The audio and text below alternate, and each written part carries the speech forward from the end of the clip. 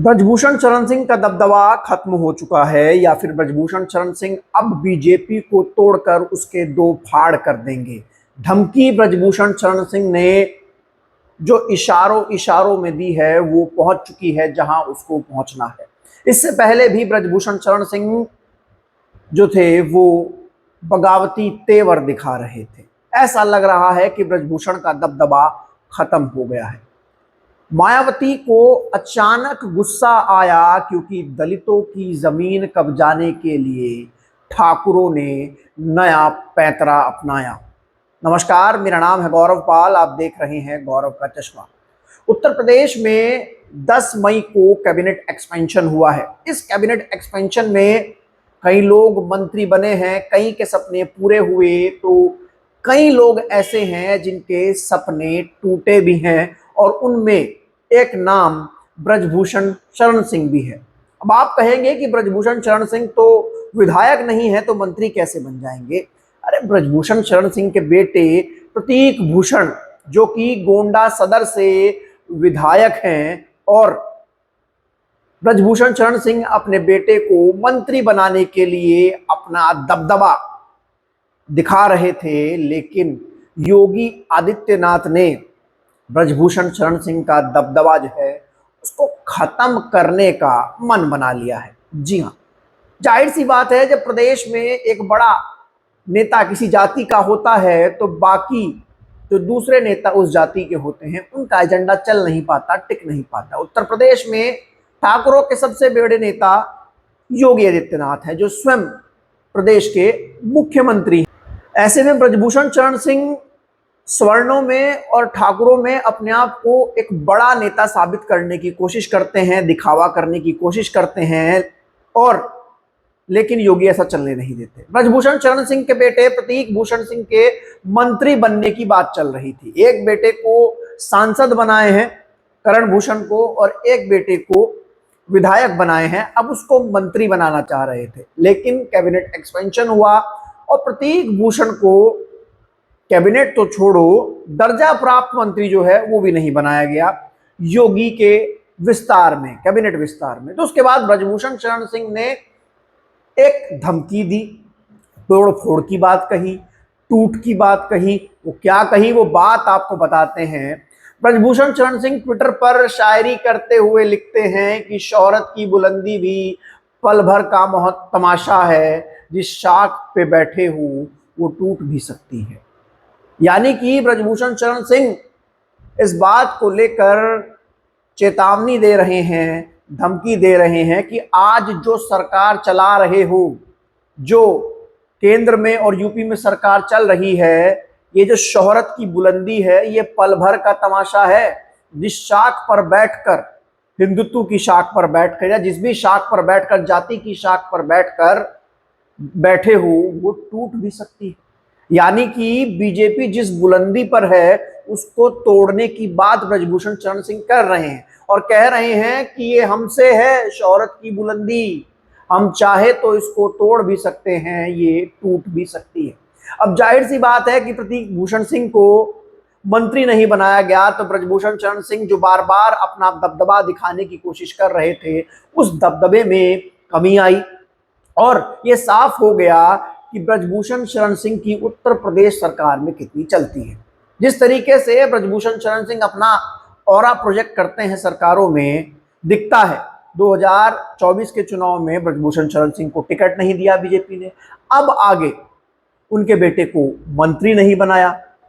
ब्रजभूषण शरण सिंह जैसे लोग कहते हैं कि बीजेपी उनके दम पर यूपी में है। एक बार जब 2022 के चुनाव में ब्रजभूषण से पूछा गया कि बीजेपी चुनाव हार रही है, आपका बेटा गोंडा सदर से चुनाव हार रहा है, तो ब्रजभूषण शरण सिंह ने कहा था कि अगर हमारा बेटा चुनाव हार गया तो बीजेपी चुनाव हार जाएगी। यानी कि बीजेपी के अपने आप को बहुत बड़े पैर मानते हैं, लेकिन जिस तरीके से बेइज्जती हुई है, जिस तरीके से अपमान हुआ है, जिस तरीके से तिरस्कार हुआ है, अरे अपने बेटे को मंत्रालय तक नहीं दिला पाए और उसके बाद ट्वीट करते हैं कि शोहरत की बुलंदी पर पल भर का तमाशा है, जिस शाख पे बैठे हो वो टूट भी सकती है। शायरी बहुत बड़ी बात कहती है कि ब्रजभूषण सिंह बीजेपी को खुल्लम खुल्ला धमकी दे रहे हैं कि जिस वजह से तुम आज शोहरत की बुलंदी पर यूपी में पहुंचे हो योगी आदित्यनाथ।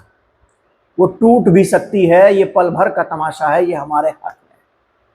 तो अब देखना यह है कि ब्रजभूषण शरण सिंह क्या करते हैं। सहारनपुर में एक बार फिर सामंतवाद की वो कहानी सामने आई है, जहां पर दलितों की जमीन कब्जाने के लिए लाठी डंडे का इस्तेमाल किया जाता था, पुलिस प्रशासन का इस्तेमाल किया जाता था। सहारनपुर के देवबंद के पास एक गांव है लालावाला, जहां पर दलितों और ठाकुरों के बीच 2 बीघा जमीन के टुकड़े को लेकर संघर्ष हो गया। जमीन के कब्जे को लेकर संघर्ष हुआ और रविंद्र राणा, जो कि नरेश कुमार की जमीन पर कब्जा करने पहुंचे थे, वहां पर जब रविंद्र राणा ने कब्जा करने की कोशिश की तो उनकी कहासुनी हुई नरेश कुमार के परिवार से, जो कि दलित परिवार है, और फिर बवाल हो गया। जिसके बाद पुलिस पहुंची, पुलिस ने लाठीचार्ज किया और दलित परिवार की ओर से यह आरोप लगाए गए कि पुलिस ने उनके साथ बर्बरता की है, पुलिस ने उनको बुरी तरीके से पीटा है। ये बवाल देवबंद के पास लालावाला गांव में हुआ। 2 बीघे जमीन का ये मामला था। इस समय सब लोग जानते हैं किसकी सरकार है, किसका वर्चस्व, पुलिस प्रशासन किसके साथ है।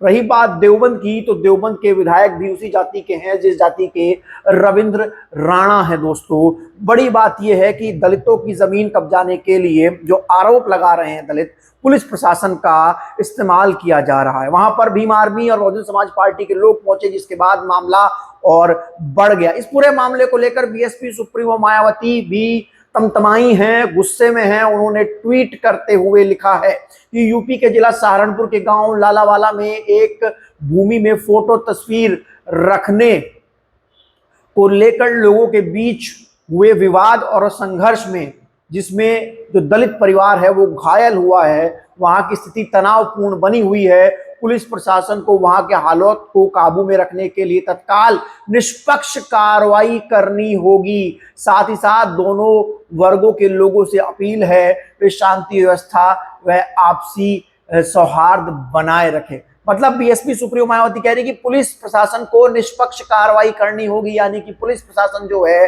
वो निष्पक्ष कार्रवाई नहीं कर रहा है। दोस्तों, पुलिस प्रशासन जो है वहां पर एक पक्ष के हिसाब से कार्रवाई कर रहा है और वो पक्ष रविंद्र राणा है, क्योंकि जो नरेश कुमार हैं, जो दलित पक्ष है, वो कह रहा है कि उनके साथ बर्बरता की गई। इस पूरे मामले में बीएसपी के नेताओं को हाउस अरेस्ट किया गया है, उनको उनके घर में ही गिरफ्तार कर लिया गया है। जब ये पूरा बवाला हुआ, बीएसपी के नेता वहां पर पहुंचे।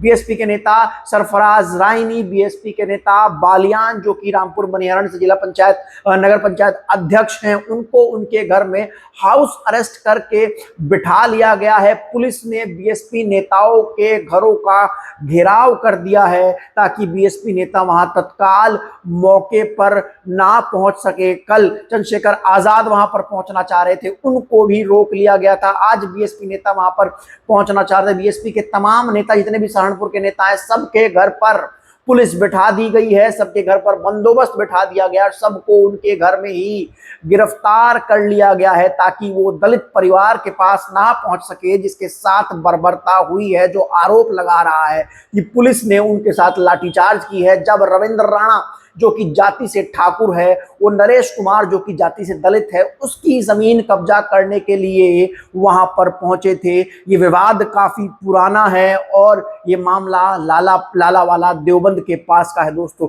बड़ा बवाल वहां पर हो चुका है। पीएससी वहां पर तैनात है और इस पूरे मामले में मायावती ने भी सीधे तेवर जो है, सख्त तेवर दिखाए हैं और कहा है कि इस पूरे मामले में पुलिस को निष्पक्ष रूप से कार्रवाई करनी चाहिए। तनाव बना हुआ है, उस स्थिति को संभालना चाहिए, दोनों पक्षों को बिठाकर समझाना चाहिए। और उन्होंने लिखा है कि यूपी के जिला सहारनपुर के लालावाला में एक भूमि में फोटो तस्वीर रखने को लेकर हुए बवाल, मतलब कोई धार्मिक मामला भी है। दलित परिवार की जमीन कब्जा कर वहां पर कोई तस्वीर रखकर उसको अपना बनाने की कोशिश की जा रही थी। दोस्तों, अब देखना यह है कि इस मामले में क्या दलित परिवार को इंसाफ मिलता है या नहीं। दोनों खबर को लेकर आपकी क्या राय है, आप लोग कमेंट सेक्शन में लिखकर बता सकते हैं।